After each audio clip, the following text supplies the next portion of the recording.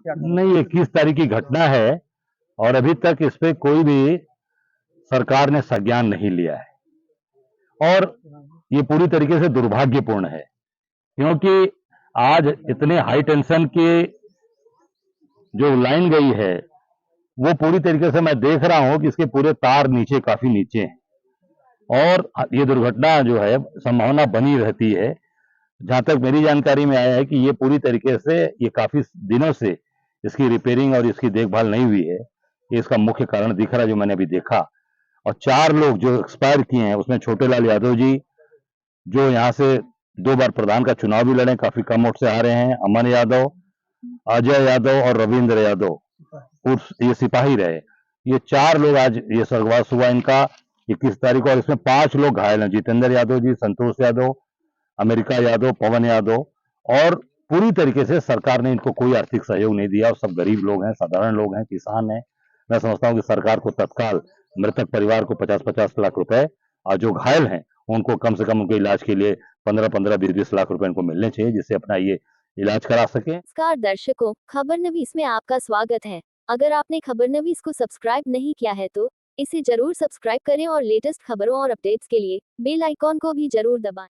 गाजीपुर जिले में कांग्रेस पार्टी के प्रदेश अध्यक्ष अजय राय प्रदेश और जिले के कांग्रेस नेताओं और बड़ी संख्या में कार्यकर्ताओं के साथ 27 मई को दिन में मरदाह थाना अंतर्गत नरवर गांव पहुंचे थे, जहां विगत दिनों काशीदास बाबा की पूजा के दौरान बीते 21 मई को बिजली के हाई टेंशन वायर के चपेट में आ जाने से एक बड़ा हादसा हो जाने से गांव के ही 4 जवान लोगों की मौत हो गई थी और 3 लोग बुरी तरह से झुलस गए थे। प्रदेश अध्यक्ष अजय राय ने शोकाकुल और पीड़ित परिवारजनों से मुलाकात की और सरकार से मृतकों के लिए 50-50 लाख का मुआवजा और गंभीर रूप से 3 घायलों के लिए 15-15 लाख रुपए की मांग सरकार से की है। इस दौरान उन्होंने पत्रकारों से क्या बात की, आप भी सुने। चलो चलो चलो। अध्यक्ष जी, आज नरवर में आए हैं मृतक के परिजनों से मिलने और घटना कितने दिन हो गए, अभी सरकारी सहायता नहीं मिल पाया परिवार को, क्या करें? नहीं, 21 तारीख की घटना है और अभी तक इस पे कोई भी सरकार ने संज्ञान नहीं लिया है और ये पूरी तरीके से दुर्भाग्यपूर्ण है, क्योंकि आज इतने हाई टेंशन की जो लाइन गई है वो पूरी तरीके से मैं देख रहा हूं कि इसके पूरे तार नीचे काफी नीचे हैं और ये दुर्घटना जो है संभावना बनी रहती है। जहां तक मेरी जानकारी में आया है कि ये पूरी तरीके से ये काफी दिनों से इसकी रिपेयरिंग और इसकी देखभाल नहीं हुई है। ये इसका मुख्य कारण दिख रहा है जो मैंने अभी देखा। और 4 लोग जो एक्सपायर किए हैं उसमें छोटेलाल यादव जी, जो यहाँ से 2 बार प्रधान का चुनाव भी लड़े, काफी कम वोट से हारे हैं, अमन यादव, अजय यादव और रविंद्र यादव उर्फ ये सिपाही रहे।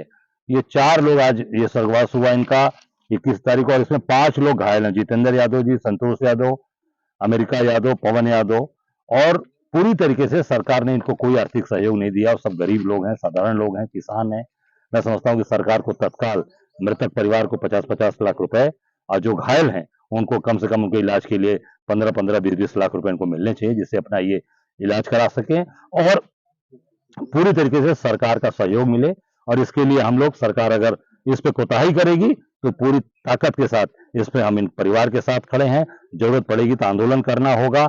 इसमें मैं यहाँ के जिलाध्यक्ष को कहूंगा कि तत्काल जिला अधिकारी को कल इस पे जाकर एक ज्ञापन दे और जाकर जिलाधिकारी से मांग करें। हम प्रदेश स्तर पे इस पे मुख्यमंत्री से इस पे पत्र लिखेंगे और वार्ता करके पूरी तरीके से इस परिवार की मदद करें। अध्यक्ष जी, अभी परिवार से आप मिले हैं, परिजनों से बातचीत, क्या बातचीत हुई है सर? नहीं, परिवार के लोग दुखी हैं। देखिए, तो एक इनका 2 भाइयों के बीच में एक बेटा इनका चला गया, एक परिवार के 2 सगे भाई चले गए। दुखद है, बहुत दुखद है। पूरा गांव, पूरा क्षेत्र बहुत गमगीन है, पूरा एरिया दुखी है कि अभी तक जो है सरकार को आगे बढ़कर यहाँ मदद करनी चाहिए थी, सरकार ने मदद नहीं की। मैं समझता हूँ कि बहुत ही दुर्भाग्यपूर्ण है। यहाँ पर भी भेदभाव किया जा रहा है सरकार के द्वारा। यहाँ पर भी जानबूझकर मुझे जो लग रहा है, उनको लग रहा है कि यहाँ हमारा वोट नहीं है, हमको वोट नहीं मिलने वाला। ये भी एक कारण मुझे लग रहा है कि ये पूरी तरीके से इनके साथ ये भेदभाव। प्रधानमंत्री जी कह रहे हैं कि अब जापान को पछाड़कर भारत देश किस चौथी अर्थव्यवस्था बन चुका है, क्या कुछ कहेंगे आप? आप देख सकते हैं, नरवर गांव में ही देख लीजिए कि तार लटका हुआ है, बिजली की व्यवस्था ठीक नहीं है और यहीं पर 4-4 लोग बेचारे आज बिजली तार लटकने के कारण से दुर्घटना से मर जाते हैं और उनका अभी तक सरकार कोई सहयोग नहीं करता। केवल आंकड़ेबाजी और बाजीगरी करते रहिए। आंकड़े से और बाजीगरी से देश नहीं चलता। जमीन पे, धरातल पे हर इंसान को, किसान को मजबूत होना पड़ेगा, लोगों को सहयोग करना पड़ेगा। केवल झूठी बात करना, झूठ बोलकर चीजों को करना, मैं समझता हूं कि देश के लोग समझ गए कि ये बाजीगरी कर रहे हैं और केवल अपनी मार्केटिंग कर रहे हैं। अध्यक्ष जी, गाजियाबाद में पुलिस की हत्या और उसके बाद लखनऊ में गैंगवार, जौनपुर में ट्रिपल मर्डर। प्रदेश सरकार की कानून व्यवस्था है, योगी सरकार कहती है लॉ एंड ऑर्डर की सिचुएशन बहुत अच्छी है, क्या कहेंगे इस पे? देखिए, अभी मैंने देखा कि कहीं एक पुलिस चौकी इंचार्ज की भी हत्या हुई है आज। 100 मिला है कहीं पर, बुंदेलखंड में कोई जिला है, मैंने भी देखा है, वहां पर भी अभी ट्रिपल मर्डर ये है जौनपुर। मैं वहीं जा रहा हूँ, यहाँ से, यहाँ ट्रिपल मर्डर हुआ है जौनपुर, यहीं से मैं सीधे जौनपुर जा रहा हूँ। और पूरे प्रदेश के अंदर अराजकता का माहौल है, पूरी तरीके से जंगल राज चल रहा है। योगी जी से शासन व्यवस्था ठीक नहीं समझ रही।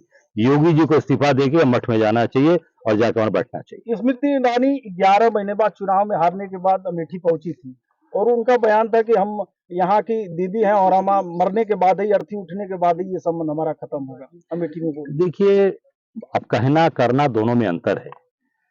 जो जुड़ा रहता है वो 355 दिन बाद आएगा। लोगों ने कहा 355 दिन बाद आ रहे हैं, ये आपने सुना होगा, देखा होगा।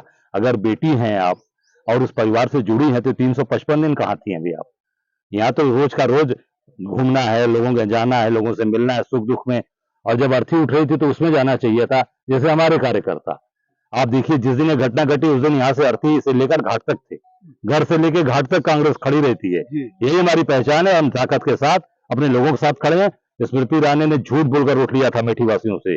आपको याद दिलाना चाहूंगा, अमेठी में स्मृति ईरानी ने कहा था कि हम भाजपा की सरकार बनाओ, हम 13 रुपए किलो चीनी दिलवाएंगे। ये कहा था कि नहीं कहा था स्मृति ईरानी ने? 13 रुपए किलो, जिस परिवार की आप बहन बनती हो, बेटी बनती हो, उस परिवार के लोगों को 13 रुपए किलो चीनी मिली। इसका जवाब स्मृति ईरानी जी से ले लीजिए। अध्यक्ष जी, ऑपरेशन सिंदूर को लेकर क्या कुछ कहेंगे आप? देखिए, मैं इतना ही कहना चाहूंगा कि ये पूरी तरीके से जिसकी मांग में सिंदूर भर के लाए उसकी तो रक्षा कर नहीं पाए, उसको सम्मान दे नहीं पाए, तो आप जो ये केवल मार्केटिंग कर रहे हैं, ये जनता समझ रही। देश के बहादुर जवान जो अपनी जान की बाजी लगाकर लड़ाई लड़े और देश का गौरव बढ़ाया, हमारे सेना के जवानों ने, हमारे बहादुर हमारे सिपाहियों ने, हमारी भूमिका सिंह ने, हमारी कर्नल सोफिया ने, आज पूरी तरीके से फोटो उनके कहीं नहीं लग रहे। केवल फोटो किसका लग रहा है? मोदी जी। अब फाइटर प्लेन का सूट पहनकर चश्मा लगा के फोटो खिंचवा रहे हैं। जनता समझ चुकी है कि अभिनेता है, नेता नहीं। आपकी पार्टी के सांसद इमरान मसूद ने कहा है समाजवादी पार्टी के गठबंधन पे कि 2027 में हम कोई भिखारी थोड़े ना है कि उनसे भीख मांगने जाएंगे। देखिए, अभी जो स्थिति है, हम अपना संगठन सृजन का काम कर रहे हैं। 403 विधानसभाओं पर हमारा संगठन सृजन चल रहा है और हम पूरी ताकत के साथ अपना संगठन सृजन का काम कर रहे हैं। अगर आपने खबरनवीस को सब्सक्राइब नहीं किया है तो इसे जरूर सब्सक्राइब करें और लेटेस्ट खबरों और अपडेट्स के लिए बेल आइकॉन को भी जरूर दबाएं।